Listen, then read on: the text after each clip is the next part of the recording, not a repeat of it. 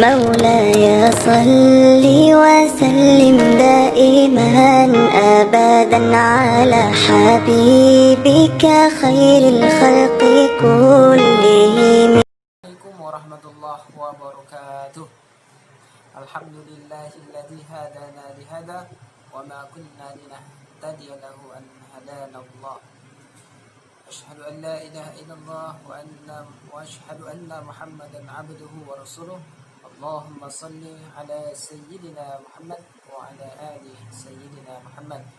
Alhamdulillah, kita bersyukur kepada Allah Subhanahu wa taala yang telah memberikan kita berbagai nikmat. Salah satunya adalah kita dapat melakukan hal kegiatan yang kita inginkan, serta kesehatan yang diberikan Allah sudah sangat cukup bagi untuk kita, merupakan rasa kepada Allah dengan mengucapkan alhamdulillahirabbil alamin. Salawat serta salam terhadiahkan kepada Nabi besar Muhammad sallallahu alaihi wasallam yang berapaskan Allahumma shalli ala sayyidina Muhammad wa ala ali sayyidina Muhammad. Pun tujuan saya membuat video singkat ini adalah untuk menyampaikan sebuah materi yang dimana materi ini adalah merupakan suatu tugas yang diamanahkan kepada kami, yakni di dalam perkuliahan dengan mata kuliah filsafat pendidikan Islam. Baiklah,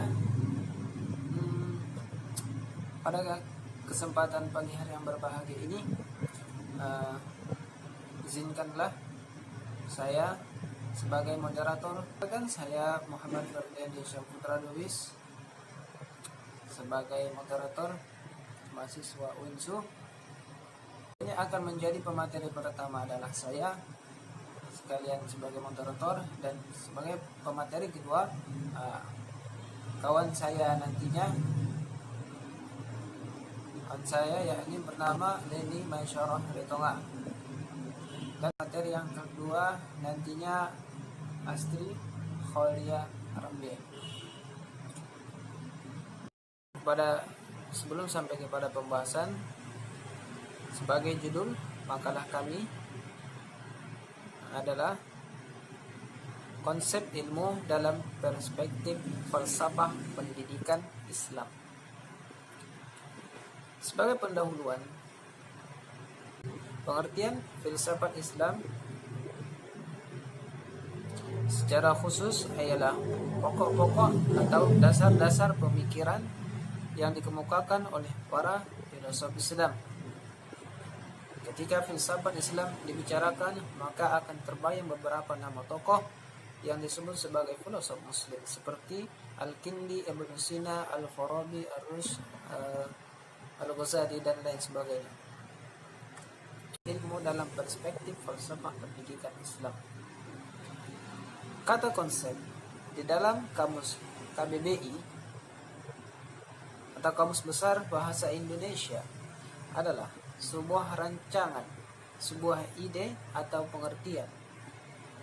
Sementara perspektif dalam kamus KBBI atau Kamus Besar Bahasa Indonesia adalah melukiskan suatu benda, sudut pandang atau cara pandang kita terhadap sesuatu hal. Maka dapat kita pahami bahwa penulis ingin membahas tentang bagaimana sih pemahaman tentang ilmu dalam pandangan falsafah Islam. Nah, untuk lebih jelasnya, maka pemakalah ingin memaparkan lebih luas mengenai pandangan-pandangan tersebut.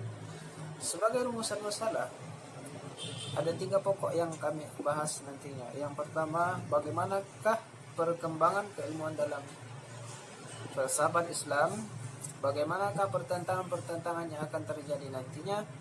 Kedua, bagaimana perbedaan pemikiran filosofis dengan ilmu-ilmu keagamaan. Yang ketiga, apakah peran falsafat Islam dalam bidang keilmuan Islam dan siapa sajakah tokoh-tokohnya. مولاي صل وسلم. Asal yang pertama yakni bertentang filsafat dengan ilmu keagamaan. Upaya perkembangan keilmuan dalam Islam menurut George Atiyeh 1927 sampai 2008 Masehi, sejak awalnya telah menempuh dua jalan yang berbeda. Dalam upaya ini tidak jarang terjadi ketegangan atau bahkan benturan satu dengan yang lain. Pertama, jalan ortodok atau salaf yang dianut kebanyakan muslim. Jalan ini menuju kepada pembangunan dan pengembangan ilmu-ilmu bayani seperti contohnya filologi, sejarah, jurisprudensi, dan lain sebagainya. Itu artinya seperti ilmu alat, ilmu sorof, nahwu, balaghah, dan lain sebagainya. Yang kedua, jalan yang kurang ortodok yang menggunakan metode burhani. Jalan ini menuju pada pengembangan ilmu-ilmu rasional eksak seperti filsafat, matematika, astronomi, astrologi, fisika, geografi, dan lain sebagainya, yang disebut sebagai ilmu orang zaman dulu. Sebagai pemateri kedua, kawan saya yakni bernama Leni Masyarah Ritonga.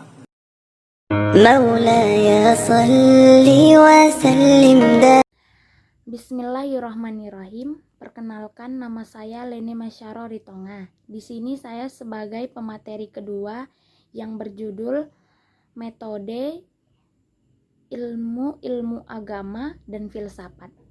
Baiklah, secara metodologis, perbedaan pemikiran filosofis dengan ilmu keagamaan dalam metode Arab Bayani yang digunakan dalam ilmu-ilmu keagamaan. Baiklah, apa yang dimaksud dengan ilmu-ilmu keagamaan? Di sini saya akan menjelaskan tentang nalar atau kita biasa sebut dengan akal. Di sini, menurut Arab Bayani, akal itu adalah tindakan atau penjelasan seseorang yang telah berbuat.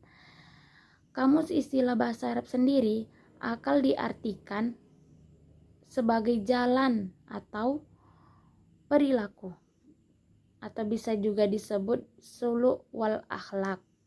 Sementara itu, dalam metode burhani yang dipakai dalam pemikiran filosofis, yang dimaksud dengan akal adalah merupakan pemikiran yang berkaitan dengan upaya mencari sebab sesuatu, hubungan antara sesuatu dengan sesuatu yang lain. Arab Bayani pijakan utamanya adalah kata dan bahasa, sedangkan pijakan pola pikir filsafat adalah makna dan logika. Dalam perdebatan yang terkenal antara Abu Sa'id al-Syirafi pada tahun 893 sampai 979 Masehi, ahli bahasa dan penganut metode Bayani Arab, dengan Abu Bishr Marta pada tahun 870 sampai 940 Masehi, ahli filsafat dan penganut metode burhani, terlihat jelas perdebatan tersebut. Menurut Asy-Syirafi, kata atau bahasa muncul lebih dahulu daripada makna, setidaknya terjadi secara bersamaan. Menurut Al-Syirafi, kata atau bahasa muncul lebih dahulu daripada makna. Di sini terlihat jelas perbedaan antara keduanya, sehingga makna atau logika mengikuti kata dan bahasa. Sebaliknya, menurut Abi Bishr Marah, prinsip-prinsip logika lebih dahulu ada sebelum pikiran, kemudian keluarlah untuk membentuk dan menyatukan dengan kata dan bahasa. Perbedaan kedua, paham nalar di atas dapat digambarkan secara jelas.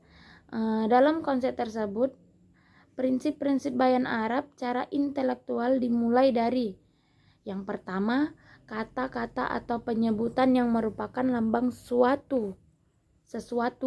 Dan yang kedua, adanya makna yang menjelaskan maksud kata dan lambang-lambang penyeburan.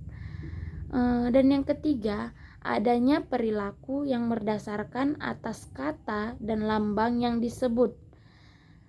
Tegasnya dalam prinsip pemikiran bayani Arab. Baiklah, hanya ini yang bisa saya sampaikan. Kurang dan lebihnya saya mohon maaf. Saya kembalikan kepada moderator. Sebagai pemateri yang ketiga, ini yang dibawakan oleh saudari kami Astri Khairiyah Ramli. Kepada Astri kami persilakan dengan segala hormat. مولاي صل وسلم دائما Assalamualaikum أبدا. warahmatullahi wabarakatuh. Di sini saya pemateri yang ketiga akan bacakan tentang ide-ide tentang islamisasi ilmu. Islamisasi ilmu telah menjadi tema dan term populer di kalangan intelektual muslim, baik di Indonesia maupun di negara-negara lain. Di Amerika, istilah ini telah menjadi simbol dari sebuah keinginan besar untuk memberi warna Islam pada berbagai disiplin ilmu. Meski demikian, gagasan ini tetap melahirkan tanggapan beragam di kalangan intelektual Islam. Banyak yang mendukung dengan berbagai alasan, tetapi tidak sedikit juga yang menyikapi secara kritis. Tokoh-tokoh islamisasi ilmu memberikan pengertian sendiri tentang istilah ini, sesuai latar belakang dan keahlian masing-masing. Menurut Sayyid Hussein Nas, islamisasi ilmu termasuk islamisasi budaya adalah upaya menerjemahkan pengetahuan modern ke dalam bahasa yang bisa dipahami masyarakat muslim di mana mereka tinggal. Sampai di sini makalah yang saya baca. Assalamualaikum warahmatullahi wabarakatuh. Baiklah, telah berakhir pemateri yang ketiga, maka berakhir pula lah presentasi kita. Sebelum kita mengakhiri pertemuan kita atau presentasi kita kali ini, saya ingin محمد نبينا بنور. menyampaikan 3 kesimpulan dari makalah kami ini. Yang pertama, dalam uraian di atas dapat kita tarik sebuah kesimpulan bahwa ilmu dalam sudut pandang falsafah Islam sangat penting bagi disiplin ilmu, karena memahami suatu hal harus dengan cinta dan akal sehat sesuai dengan pengertiannya. Yang kedua, dalam kajian falsafat Islam, falsafat Islam, ilmu itu sangat dikedepankan, walaupun ada pertentangan yang terjadi akibat perbedaan suatu pendapat. Dan hal itu bukan menjadikan ilmu dipandang buruk oleh filsafat Islam, karena hanya berbeda dalam hal yang lebih didahulukan, logika atau kata. Hal ini tidak merubah peran ilmu, malah menjadikannya sebuah perbandingan yang sangat baik.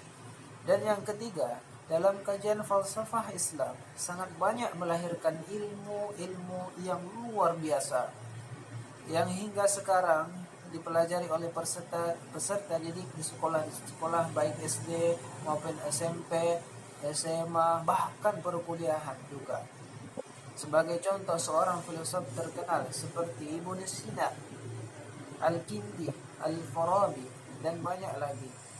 Di samping mereka menguasai ilmu Islam seperti tasawuf, tauhid, tafsir, dan lain sebagainya, mereka juga menguasai bidang ilmu umum seperti halnya pakar matematika, geografi, kimia, kedokteran, dan disiplin ilmu lainnya.